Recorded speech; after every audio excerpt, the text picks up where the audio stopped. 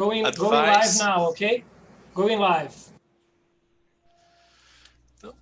Olá a todos, muito obrigado por a gente estar tendo essa oportunidade de fazer o nosso terceiro webinar. A gente tem no dia de hoje uma atenção especial aí da nossa audiência de avaliar como é que são as perspectivas pessoais e a situação da medicina nuclear, especialmente fora do nosso país. A gente tem um convidado que é nosso grande amigo Stefano Fanti, da Itália, da Universidade de Bolonha, Henrique Estrada, mexicano, mas já há alguns anos radicado em Viena, trabalhando na agência, e temos também o Alberto Vargas, que é venezuelano e mora lá em Nova York para conversar um pouco conosco sobre a situação do Covid. E agora eu vou passar a falar em inglês. Aqueles que tiverem perguntas, a gente tem a possibilidade, se sobrar tempo no final, de fazer algumas perguntas. Pode fazer sua pergunta no YouTube, que o Dr. Rafael, que está aí acompanhando a gente também de São Paulo, vai passar para a gente. So guys, thank you so much for joining us here. This is a pleasure for us here in Brazil to have such big names with us. Thank you so much for being available for us. And this is, as I said before, an easygoing talking. So thank you so much. And I would like to start asking Stefano Fanti from Bologna, how is the situation of the pandemic in your city in Bologna, in Italy? Please, Stefano. Well, bom dia, todo mundo. I'm sorry, but my Portuguese is only there. Just to greet you. Thanks for the invitation. It's a great pleasure and honor to be with you, with great friends, great colleagues. So as everybody knows, Italy was the first country outside China to be hit severely by COVID. That means that we have suffered a lot. We had a lot of infected, a lot of deaths, unfortunately, but situation is now getting much better. The curves are slowing down, and indeed, we have already plans to exit the lockdown since next Monday. So we can see the light at the end of the tunnel. It's been tough, 2 long months, indeed. We can maybe talk later about the personal problems and the consequences.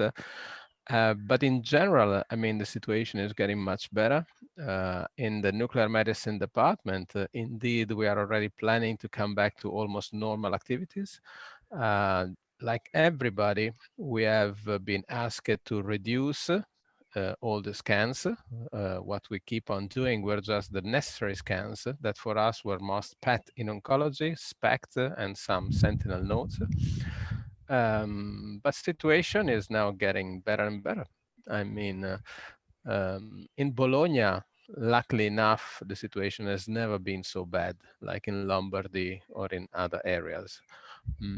So again, I'm optimistic. We see the end of this very bad period. It will definitely last many more weeks, if not months. But nonetheless, I'm optimistic.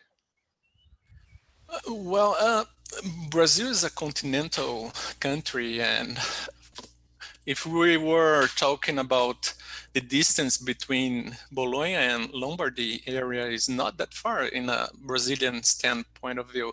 So could you comment a little bit the difference in numbers in Lombardy and Bologna where you are? Oh, yeah, absolutely. I mean, what we have learned over time is that COVID is not a homogeneous spread. It's more a situation where there are some areas of incredibly rapid and intense grow up, and some situations have definitely facilitated that. So it's really a very unique situation where it's been demonstrated by tracking of people in Singapore or in Hong Kong. You have an incredible spread and some foci which may develop. Nearby Bologna, there's been a famous situation of a place where old people used to go and play, and they had an incredible number of something like 25 people out of 30 that have been positive, and 20 of them passed by because they were old guys. Bologna, luckily enough, has never been in this major problem. I mean, we had some hundreds of deaths, but out in a population of 1 million is not as terrible as it could have been in Bergamo or in Milan itself, or in Brescia, or in Piacenza, because the lockdown started relatively soon. So the people were not allowed to move if not for going at work. And it was strictly respected. That to say that on a daily basis for 7 weeks now, I can only go working, but I cannot go outside. I can only go shopping, possibly once per week, but all restaurants are closed or non-necessary shops are closed. I mean, the lockdown has been very strict and it worked very well. And around this small city of very, very, let's say, dangerous situation, they put a red line so they cannot really get out of that town. I mean, with the police checking that, and it was serious, and it worked, unfortunately. It was very difficult to respect. And Bologna was relatively untouched. I mean, there's a number, but the key problem is that the spread has been very dishomogeneous with some areas of, and one major problem is that in Italy, it happened frequently in the care for the old people hospitals. I mean, the private either or public centers where there's been terrible spread. And of course, they were the most, let's say, delicate and the subjects that really suffered for that. Many deaths occurred there. I agree with you. Lombardy is 200 kilometers far, but again, we had Piacenza, which has been so badly hit, which is less than 100 kilometers far. Nonetheless, in Bologna, the situation was, I mean, relatively under control. As I told you before, in our ICU, we never came to the limit of having all busy bed in the ICU. I mean, they've been increased immediately, but the degree of occupation has been around 60 to 70%. That's to see there's been a reservoir, there's been capability for that. And immediately what happened is that it was understood that using ICU was not a good strategy. So it was rapidly moved to home care, and it was asked patients to not go to the ICU if not strictly necessary.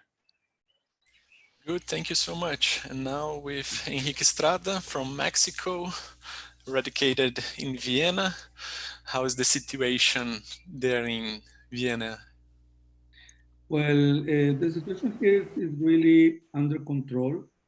The national authorities started closing the borders when the north of Italy started with problems. So they immediately canceled the trains and the flights from Italy.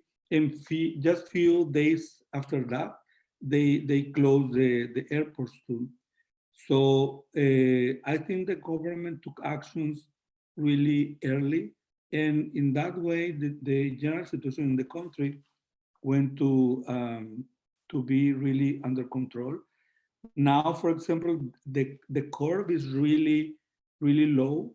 It went down very rapidly. And now we're having a steady number of new cases, around 60 and 70 every day. Some small stores opened last week. This weekend, the rest of the stores are going to be open. And by mid-May, schools are going to start resuming activities, and also restaurants and hotels. Offices too, but it's going to be gradually. So for me, the rest of May is going to be working from home. So, but we are doing well, yeah. Very much under control. And you have news from Mexico also? Well, in Mexico, the situation is really the opposite. In fact, from the OCDE, the Organization of Commerce, Mexico is in the bottom in the number of the tests per inhabitants. So this really is really a shame for me, because my national government is not doing the number of tests, and of course, the health system is really weak nowadays. So really a sad situation. Fortunately, the number of cases is not that high yet. And well, we can only hope that the situation is going to be not very much uncontrolled for the next few weeks. Okay, thank you so much. And now, Alberto, can you tell us a little bit more from your vision from New York? Yeah, so as you guys have probably seen and heard in the news, New York has been at the epicenter of all this craziness here in the US and in the world as of late. I have to say, from my own perspective, I see this as the worst pandemia or event to have hit this city in modern history. It's really as horrible as it's made to be in the news. New Yorkers are known in general for having this kind of, tough behavior. A common saying here is, it is what it is. So, you take what you get and you just move on. And I think that has kind of served New Yorkers well in dealing with big scale problems, 9/11, smaller terrorist attacks, natural disasters. We had Storm Sandy come and wreak havoc here about 5 or 6 years ago. But what all those things had in common is they come and go. So they hit, they cause disaster, and then they go. And then New Yorkers became really good at kind of picking up the pieces, sticking together, planning to rebuild. How do we come back from this and do all that? As you know, what's different about this is there's no such thing as hit and move on. This thing has been with us for quite some time now. And as Stefano said at the beginning, this looks like it's going to be with us for quite a while as well.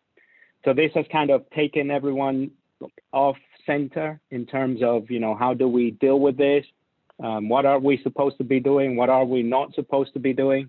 The basics are pretty clear to most people, unfortunately not to all, but to most people, the basics are, let's stop the spread of this virus. Let's take basic measures of not being out unless you're essential or needed, maintain social distancing, etc. But the details are more complicated to strategize and think about, and even more so to execute. Notwithstanding, when it comes to healthcare, what kind of healthcare should you be providing beyond care of COVID positive patients? My institution, as you know, is dedicated to cancer care only. So, should we be providing cancer care during the COVID pandemic? I'm sure most people's answers would be yes, in theory. But when it comes to the practice, cancer is a very heterogeneous and large disease. So surely there are some things that can wait and some things that cannot. And at both extremes of that spectrum, it's easy to decide. Someone who will obviously progress unless you have some form of intervention or diagnostic exam now to evaluate their extent of the disease, definitely needs to be action now. But where do you set the screening programs, and where do you set the people with routine follow-up or who have early stage of disease? You are sort of tempted to assume that it's safe to forego their exams and just leave it for later.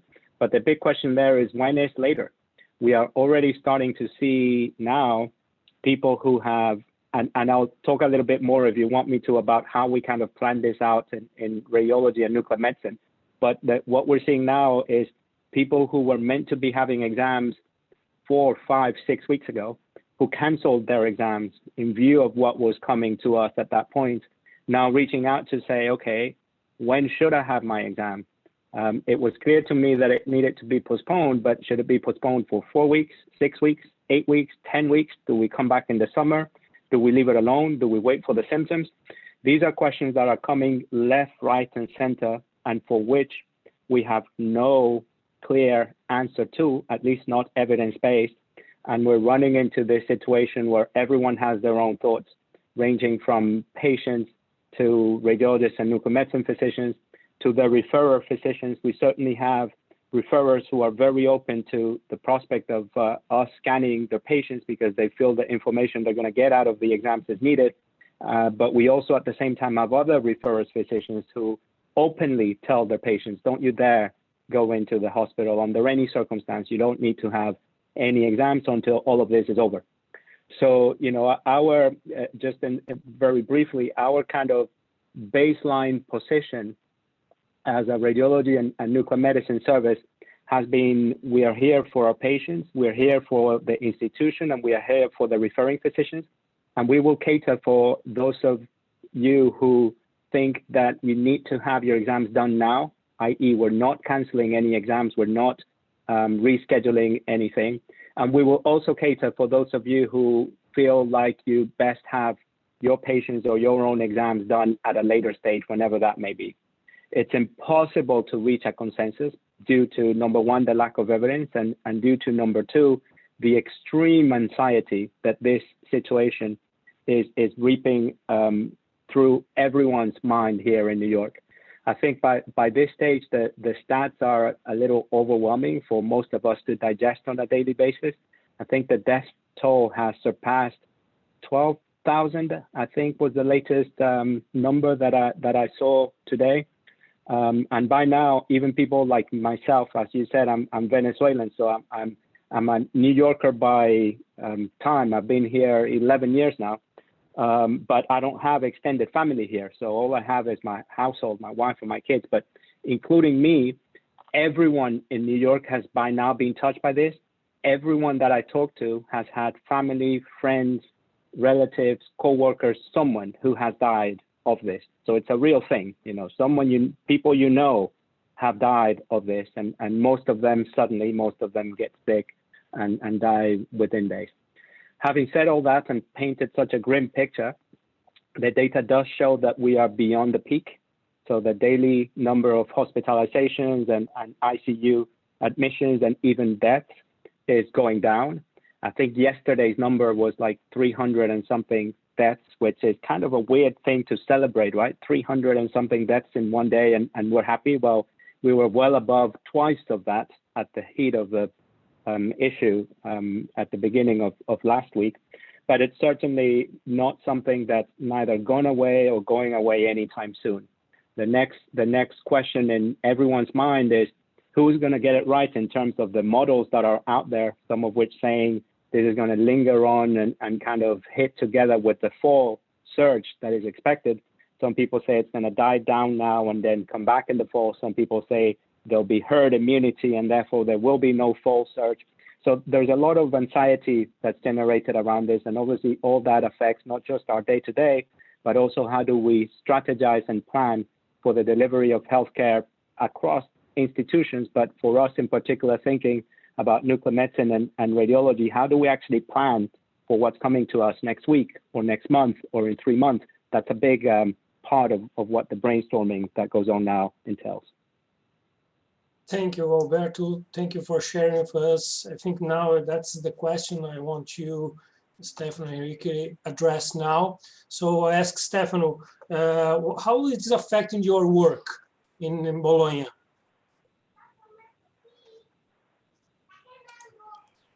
Like everybody, we have planned to make changes. There's been a nice webinar led by IAEA, where Enrique, Giuliano, and me got a chance to participate, which described the situation worldwide. That's to say, essentially, what we have done has been very similar all around the world. That's to say, of course, first of all, you have to avoid people to come to the hospital, because it was clear that coming to the hospital was dangerous, clearly.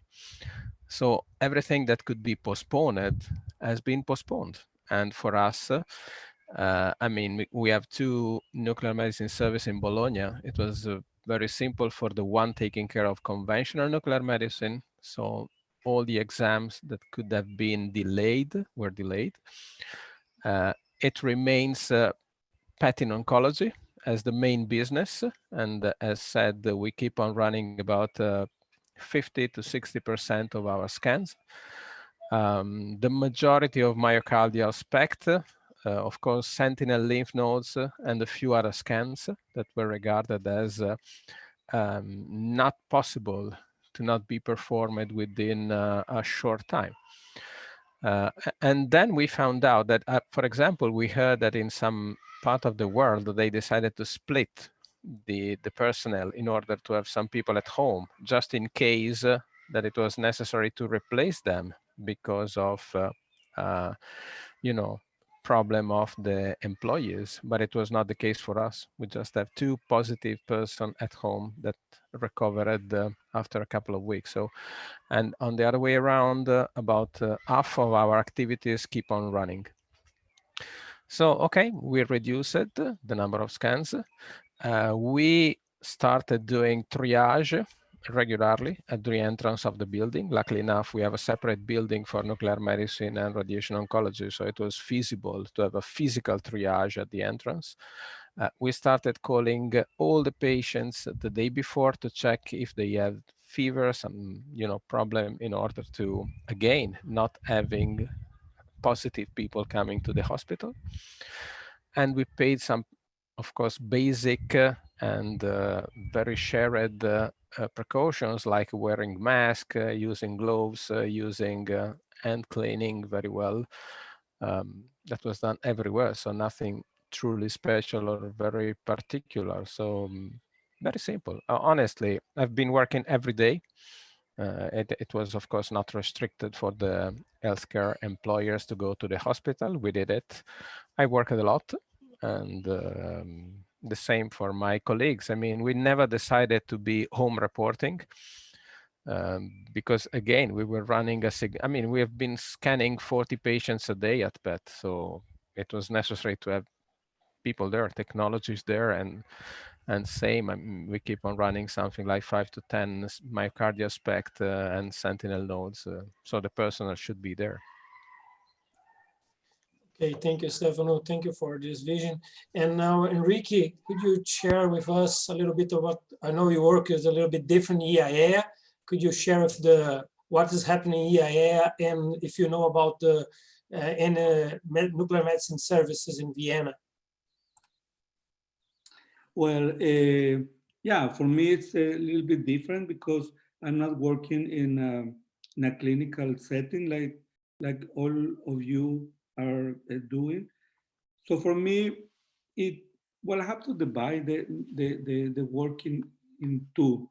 First of all, my regular, normal, standard stuff, like organizing meetings, fellowships, expert missions, and a lot of training activities back in member states.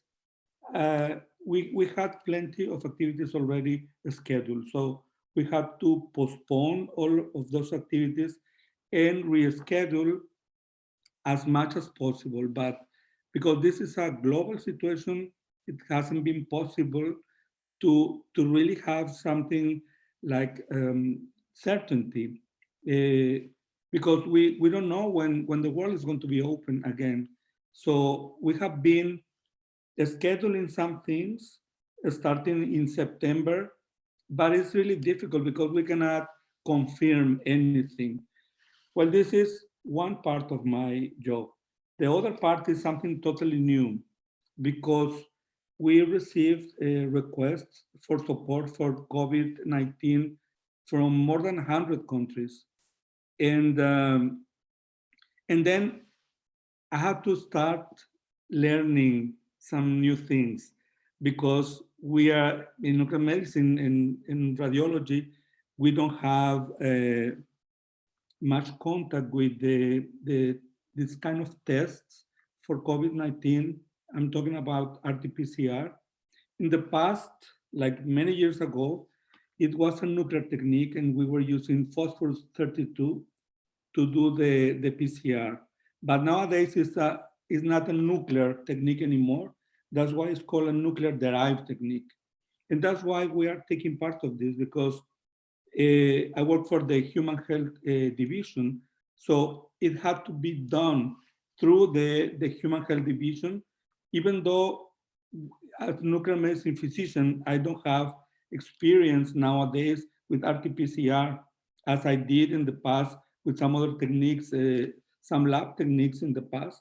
But nowadays, I haven't done that for many years. So I had to learn many things in order to provide the proper support to the countries, because we are procuring RT-PCR equipment, biosafety cabinets, all the necessary equipment for the laboratory, plus the consumables, plus primers, plus positive controls, plus many other things that I didn't know. So I had to learn all of these things.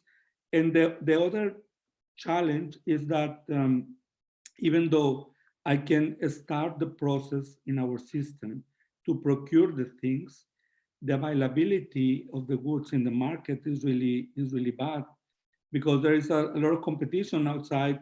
All the countries in all the laboratories in the countries need these supplies. So it's really complicated to get them.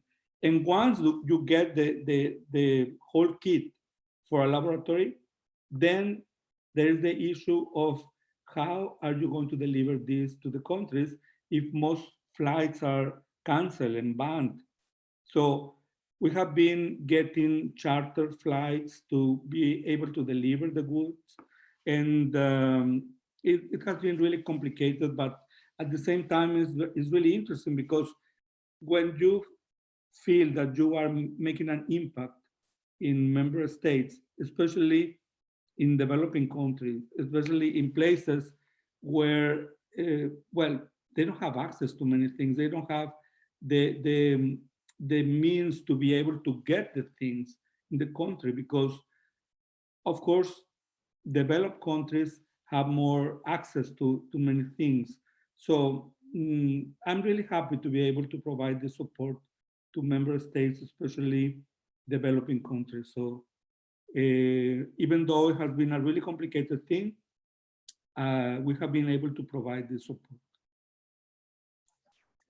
Thank you, Enrique. That's great. That's new skills, and hoping to help everybody. So now I want to listen to Alberto, and I know that it's a whole different setting in New York. And of course, how does it affect your nuclear medicine and radiology department? Yeah, so we have an interesting setup here. And before I tell you exactly at a departmental level, let me give you a little insight into how it's working out in terms of healthcare in general here in New York City. So it's no secret, the stats already show that not the entire New York City population is being affected in the same way. The disease is more prevalent and more serious in certain subgroups of the population, and that is defined by race. So African Americans and Hispanics are disproportionately affected with severe COVID-19, and also with regards to geographic location within the city. So New York City has 5 boroughs. Manhattan is the central island, has been the least affected, and the ones that have been the most affected are Queens and the Bronx in the northern part of Manhattan. So with that comes the fact that hospitals that are located in these areas have been the ones that have been hit the most. So that's part number one. Part number two is then regarding the types of hospitals here in the city. There are a few hospitals that are basically run by the city government. They're public hospitals considered, and they tend to be the ones that are at the sites where there's most cases of critically ill patients. There's a particular hospital in Queens. Elmhurst Hospital is a community-based center there that was relatively unknown to the majority of people in the city, and came to light in the context of this because they truly have been receiving thousands of COVID-19 patients. On the other extreme are smaller institutions that are very narrow focused in certain specialties, and that's where Memorial Sloan Kettering is caring for cancer patients. We have received relatively less COVID-19 patients, and in fact, what our institution did was open its doors to receiving transfers from other hospitals of cancer patients so that they could be taken care of here. So I set the scene just to rationalize what may be happening with us in our department may not be the same as what's working for other departments, even within New York City. So in ours, then, it's broken up in two parts. Travel to and from Manhattan has not been restricted as such, but people are definitely avoiding coming in almost at all costs unless necessary. So our clinical volumes throughout the department, including nuclear medicine, came down about 80% at the peak, and this was about 2 weeks ago, from what their usual average was 6 weeks before the pandemic started. So that was the low point. That 80% is broken then into the scanners we have. So for example, PET-CT, we have a total of 15 scanners, of which about 9 of them are here in the city in Manhattan, but we have peripheral sites that are scattered in the outskirts in New Jersey and in Long Island and in the suburbs north, Westchester. So interestingly, the volume at the peripheral sites has been maintained a lot more than here in the city. So the 80% is the total, but that 80 would have been something like 90 odd for the scanners here in Manhattan, and it would have been something like 60 or 70% for the ones out at the regional sites, as we call them. So that kind of breakup has been maintained. The volume has now picked up a little more, so we're not down 80% as we were a couple of weeks ago. We're about 50 to 60% now, but we still see the trend of that 50% being predominantly at the expense of cancellations and postponements here in Manhattan, while the regional sites are basically up and running and open for business. It's very interesting because this is all patient driven. This is not driven by any kind of change in the scheduling template or any kind of formal directive to instruct patients to go to some sites and not to others. People seem to be more comfortable going into these smaller sites where you could potentially have a more streamlined and controlled prospect of social distancing and separating out the entrances and more organized kind of passage through a department where you could be, park your car, come in and come out, as compared to a big hospital setting like here. First of all, New York City, you would have to park a few blocks away. You would have to walk through people, then enter the same entrance to the hospital that everyone else does, and then walk through the same corridor as other hospitalized patients. So it seems like that aspect is playing in people's mind, even within the same city. How safely can I, as a patient, get somewhere, and how safely can I make my way through a building and through the department and back into my car or whatever form of transport I'm using? And people are making their decisions about whether to undergo these tests or not based on that. So those are my 2 cents about something interesting that's going on here. Thank you so much, guys, for this general view. I just would like to comment about the things here in Brazil. Our Brazilian Society has launched a survey recently with more than 270 answers from different people here from Brazil. And of course, Brazil is huge and really has an big diversity on what happened in our departments. But I think we have all the same in common, is the reduced numbers of scans that we are doing right now. More than 80% of people that answer our survey said that they reduced the scans and treatments also of nuclear medicine between 50 and 99%, and 40% more than 80. So, and this discussion has been nicely showed by you, because maybe even we use the same words for describing what we are doing, but the meaning of these words is completely different. The lockdown in Brazil is completely different from the lockdown in New York and Italy. We here, for example, here in Curitiba, we have only 15 deaths yet. So even if the stores are closed, the people is not obviously locked down. They are in the streets, they are going to parks, and we just use the same name for different things. And regarding the scans, maybe Rafael can show us a very different scenario from here in Curitiba, that we're still doing much less scans than used, but what can be postponed, and this Alberto pointed out in his first answer, is really discussable. The dilemma between the risk and the benefits of the scan is quite debatable, and nobody has the final word of what is the truth for each patient. And I think communication in that sense is really important. Rafa, do you want to comment on that?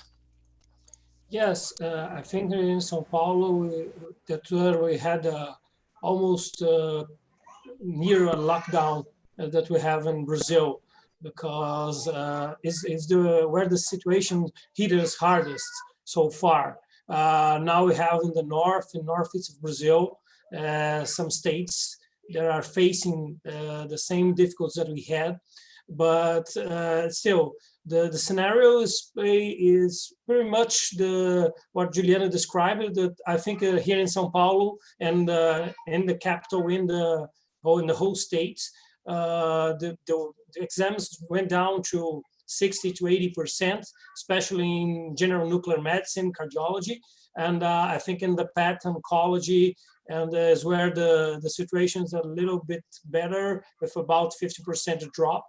But I think, but it's still what Juliana described as what we call lockdown.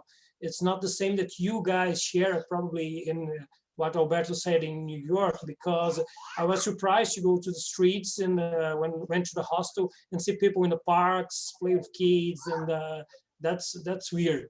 That's weird when we see the situation that we face. But of course, in São Paulo, we have 3,000 deaths so far. So it's pretty different from the other countries. So I think that's what we have here, Juliano. And let's see what else our colleagues have to talk about our daily lives. Ooh, so Stefano, can you start telling us how this pandemic affected your personal life and what have you learned so far? New skills, maybe? Very good question indeed. Very good question for everybody. Well, as a whole, I guess that every big crisis, and there's no doubt, this has been one of the bigger crises that our generation have seen, if not the bigger. Well, it brings great consequences for the good and for the bad. It's obviously difficult, a shock. At the same time, it's an opportunity of growth. So, well, personally, I'm well aware of the many people, as Alberto mentioned, that have been personally touched, the many deaths, the many people suffering. Luckily enough, it was not honestly the case for me. I was very, very lucky position. My quality of life on a daily basis was very good. I got opportunity of go working, of enjoying the people that I love. So I stayed with my kids, with my girlfriend. We had great food, great drinks, and an incredibly good quality of life, I have to be honest. And I learned how to enjoy those days, those moments. It was indeed great, again, to spend a lot of time with my kids, with the people that I love. And that's been, I mean, not only great for the immediate rewarding, but also for really appreciating and understanding how those moments are incredibly good. So you can get the opportunity, take the opportunity to understand what really counts, what's important, and making plans for the future, doing your best to really catch the best of your life, trying to think, because you have much less distraction. That's to say, okay, I mean, we have been talking about that. I was missing restaurants, I was missing going out, but at the same time, I have much more time to think of what I really want to do with my spare time, with my life. I mean, I'm very lucky professionally, personally. I'm to an extent a lucky person. But at the same time, when you face a situation, when you see that you can die from one moment to the other, that your friends, that my mother was one of the most at risk, and luckily enough, she never suffered of anything, but it could have happened. You have a responsibility to learn the lesson again, to separate what counts from what it's only marginal in life. And during crisis, you have really the opportunity to make a decision, to understand the situation. Again, the new routine cannot be the old routine. It should be a better routine, because otherwise, I mean, we are just, animals. And I guess we can make a little bit better. Thank you so much, Stefano. Henrique, how about you, my friend? Well, for me, well, it hasn't been that bad. I mean, in a personal way, because you know that I'm used to live alone and to have a really nice life here. But on the other hand, of course, I had to consider several things because I have some pre-existing conditions like diabetes and coronary heart disease and hypertension. So I had to think about the risks of being outside on socializing with a lot of people, as I really love to do. And now for the first time, I'm really considering buying a car to avoid using the public transport. Not because it's not efficient, because in Vienna, this is really, really a very efficient public transport system. But of course, I had the chance to use the subway a couple of times during the last few days because I had to go far from home. So I had to use the subway. And I see people that they are wearing the masks, but they remove the mask to use the mobile phone. And people touching their faces, the hair, doing things that they are not supposed to do. So either people are really stupid or reckless. So it's really annoying to see that. And on the other hand, I have been thinking that people have really short memory because I know that a lot of people say that this is the worst ever, but we have had several other pandemics and people don't learn or they forget because I remember 11 years ago when we had the swine flu, the H1N1, we had to be locked down in Mexico for a month and people didn't complain. People didn't say anything because they were really afraid of, of dying, you know. Nowadays it's like some people say that this is made up. This is not existing. So let's go out. It doesn't matter. Or at the very beginning, this is only affecting old people. So I'm young. Nothing is going to happen to me. So I'm going outside because I don't care.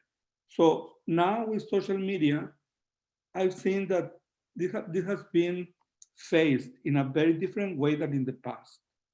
And of course, talking a little bit more philosophically, I've seen a lot of hypocrisy around the world because you know that infectious diseases is one of my main topics of interest professionally, you know?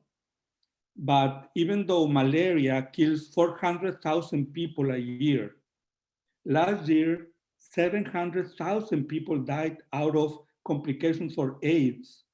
People don't care about those numbers. Those are really higher than the current numbers from COVID-19, really higher. But people don't care. Why? Because malaria is something that is happening down there in the sub-Saharan Africa. AIDS is something that is happening only to homosexual people. So it's not going to affect me, so I don't care. And of course, I remember once I was invited to deliver a lecture in one very important developed country. And they asked me to speak about my experience in infectious diseases. But of course, at the end of the lecture, they said that it was really interesting, but they didn't care much because infectious diseases was not important for them. But now, why it changed in the paradigm of infectious diseases? because this is affecting also developed countries now. They are afraid also, because this is something that is happening in their countries.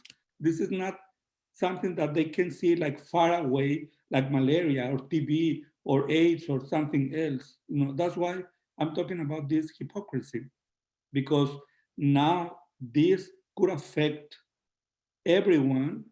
And of course, the numbers are not that high, you know, compared with other infectious diseases, but because this cannot affect my mother and my father and my cousin and my colleague and my friend, because now it's worldwide.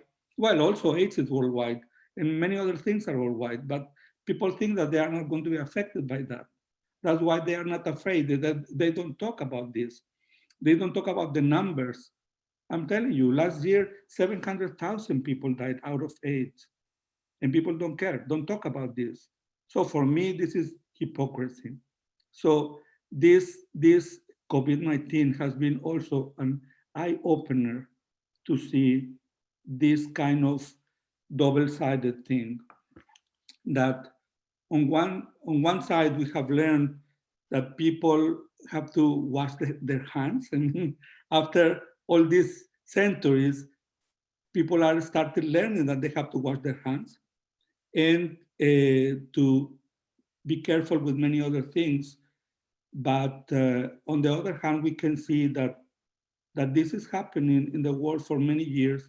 It has happened many times, but now only because it's affecting developed countries and rich people, now they care. So we have to be careful when we talk about this being something never seen.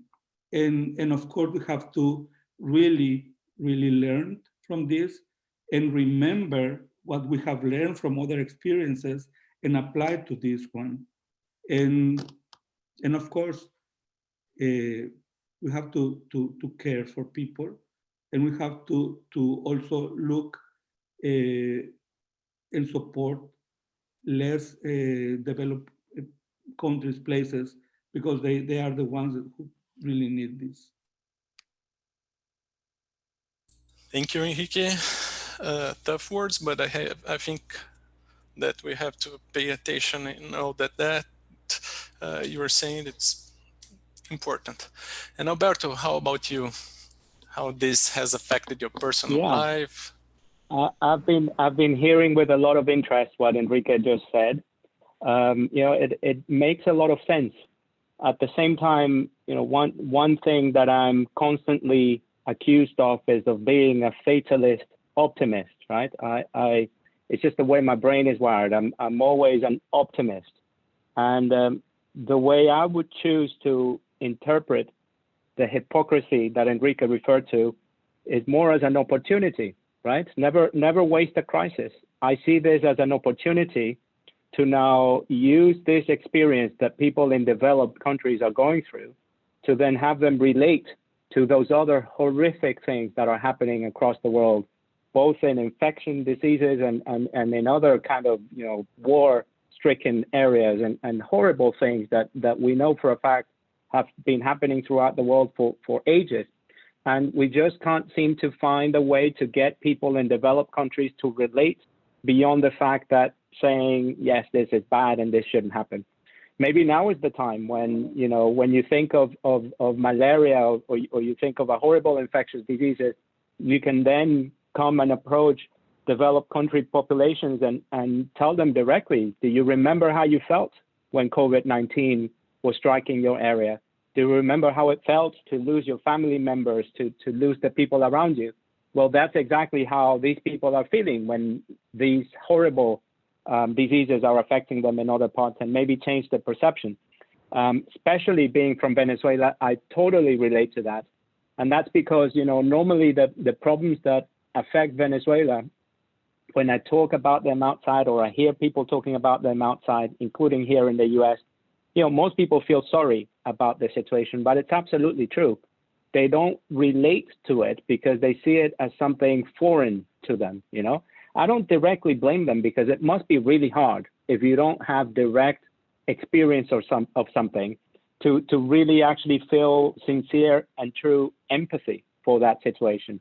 You know, I challenge anyone here who goes through horrible experiences with COVID to think about would they have felt what they're feeling now 6 months ago before this had stricken them, or even at the time when the whole pandemia started in China. You know, there were tons of people here taking it as a joke, as of, you know, this is the problem over there, this is never going to come over here. So, you know, that's on the one end. On the other end, I agree 100% with what Stefano said. I do not think we will ever go back to where we were before the pandemia. You know, we will have to get used to a new normal and hopefully a better normal. And the important part of this is that we shouldn't wait for this to be over and let that new normal kind of splash us in the face and we take what we get. It should be something that we should start thinking about from now.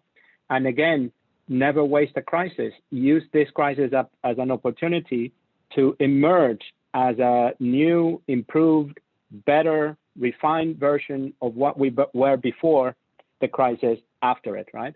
And I try to think of it like that, both in my personal life, you know, my positive or optimist, good experiences out of these crises are, you know, I'm spending much more time at home, you know, like many of you on the call here.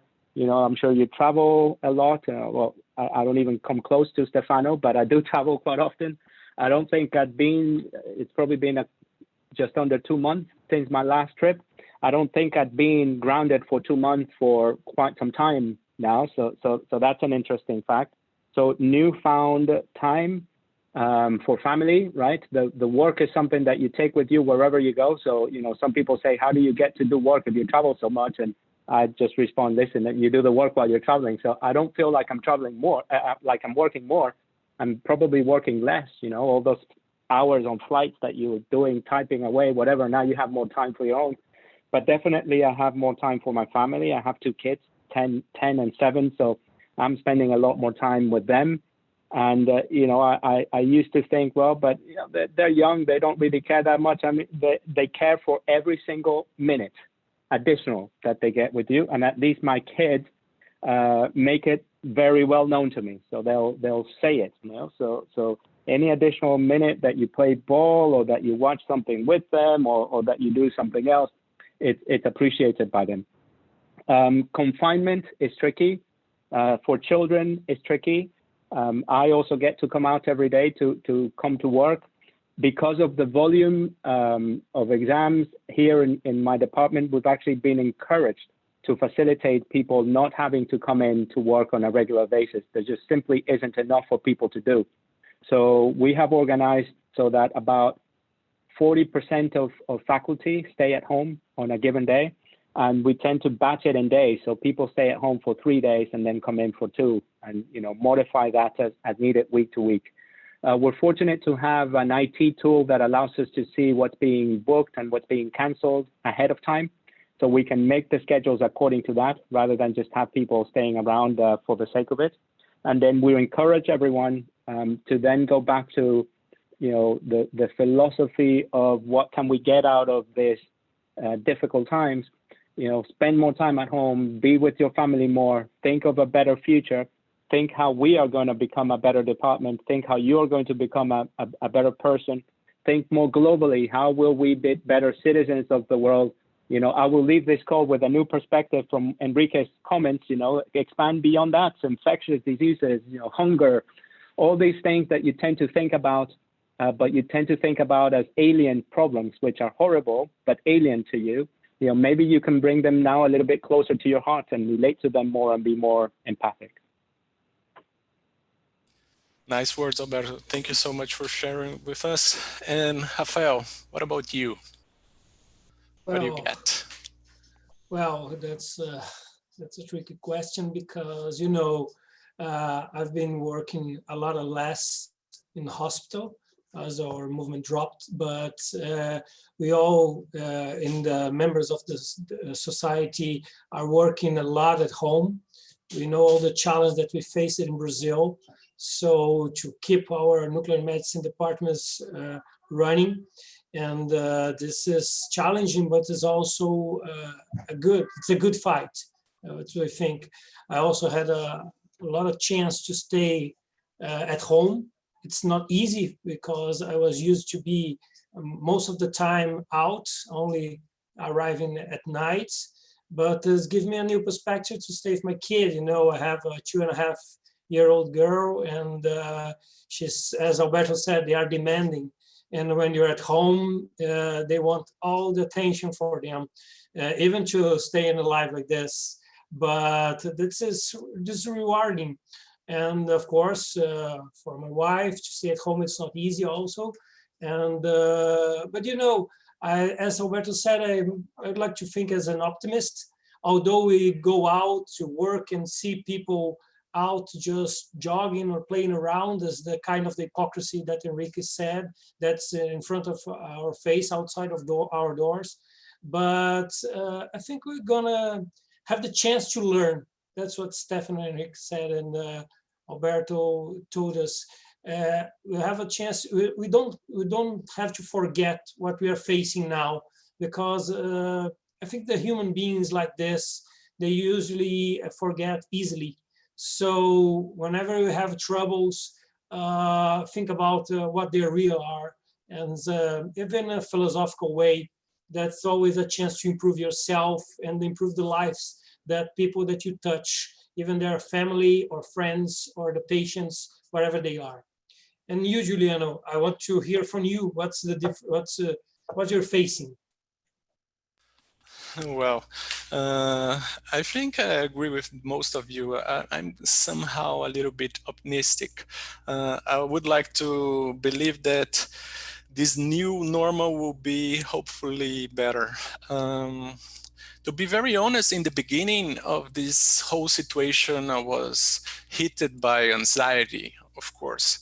And I think I have learned a little bit to pay more attention to the present and trying to solve the problems we have than thinking and wasting too much time planning the long future.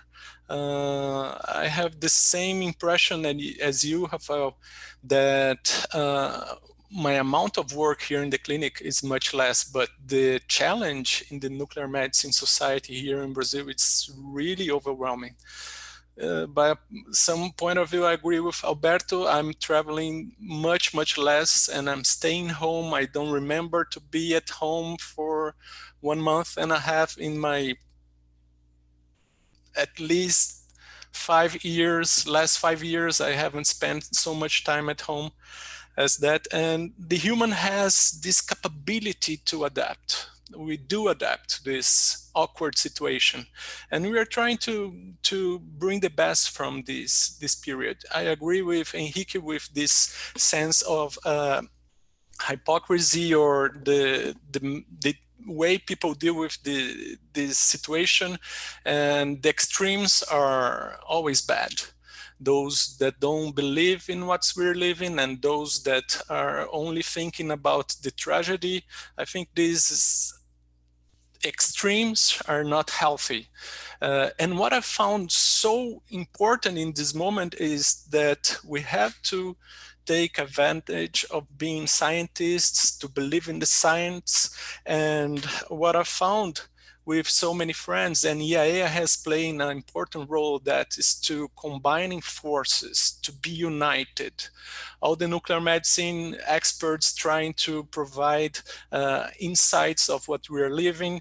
Join forces is the important. And what I have found here in Brazil with the authorities, with the government, it's always a welcome place to bring us our problems and trying to solve these problems with all the limitations that we have. But I'm seeing this face of the human, and it's a really nice face to face it.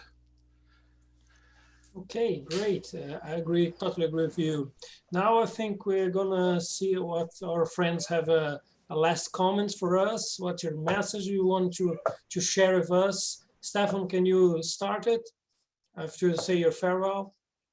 Well, not really a message, but again, I fully agree with Enrique and Alberto about the hypocrisy. And honestly, I wasn't probably as lucky as Giuliano to always met people open-minded and friendly, available. I've seen a lot of selfish around.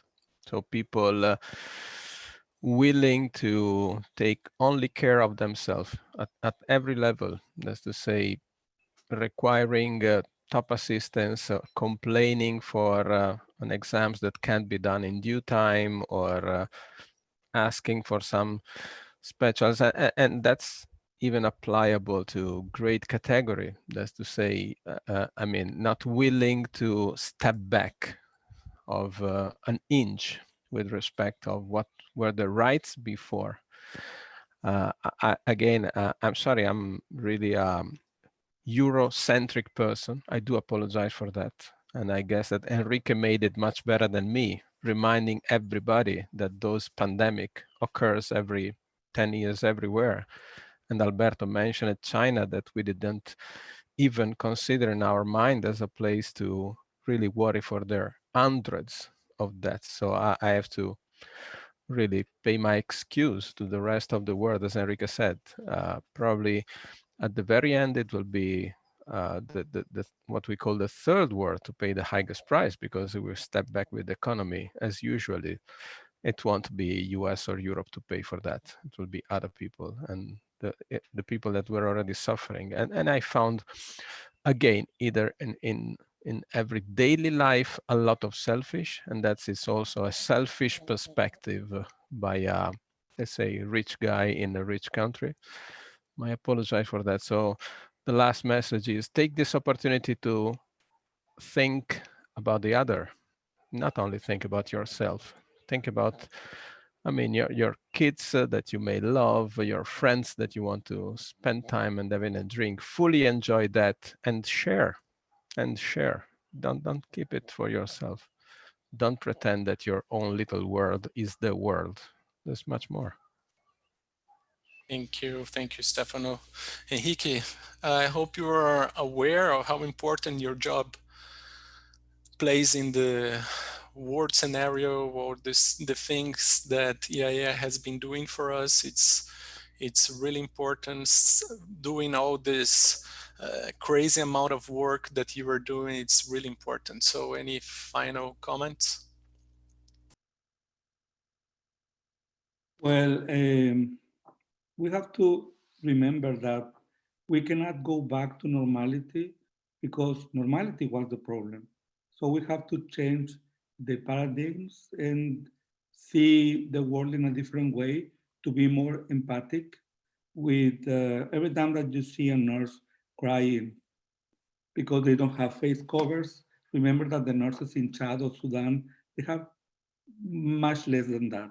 So we have to be empathic, and we have to work to be to have a world more equal for everyone. And of course, this is the best part of my job, the part that I enjoy the most, when I am able to go to the field and see the impact that we are having in member states.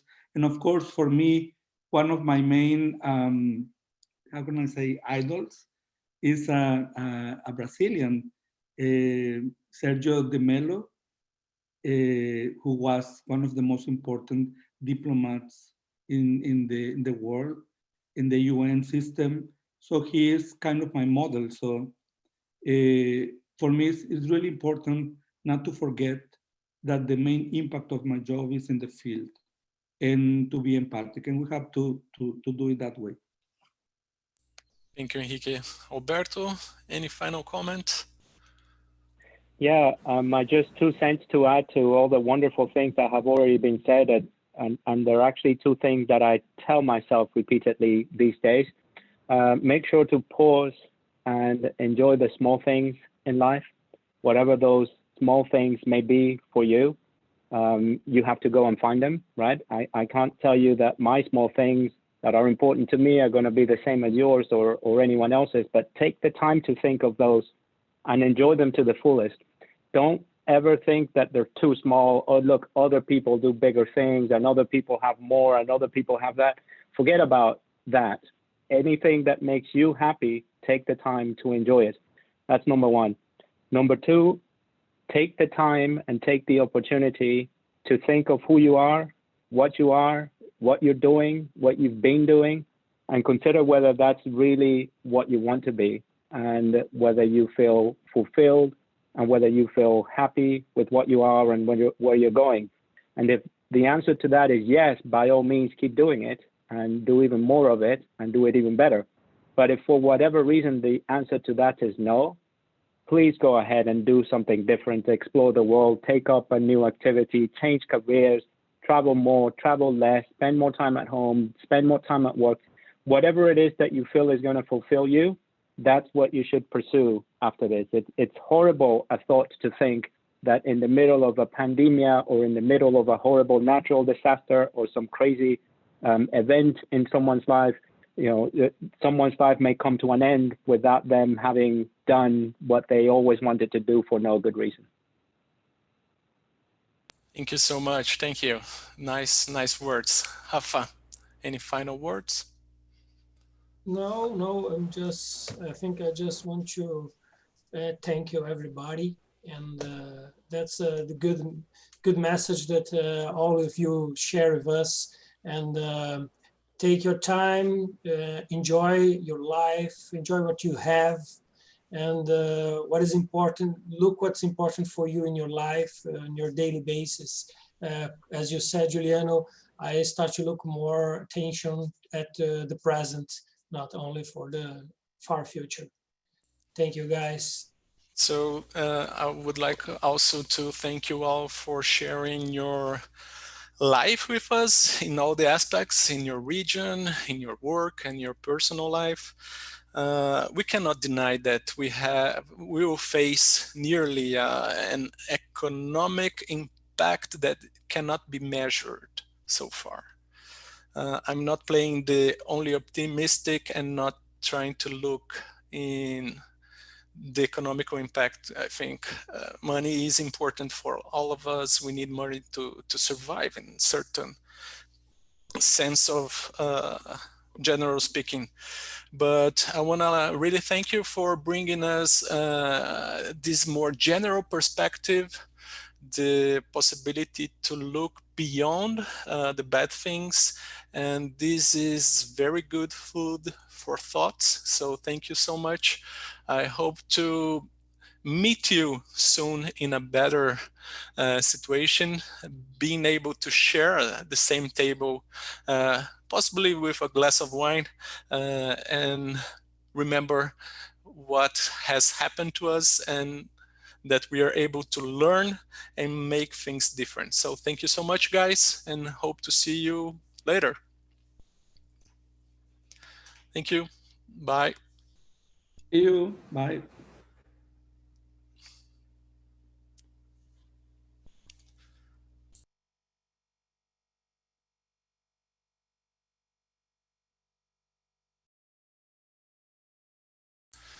Thank you, guys. Thank you. Thank you again. It was really interesting.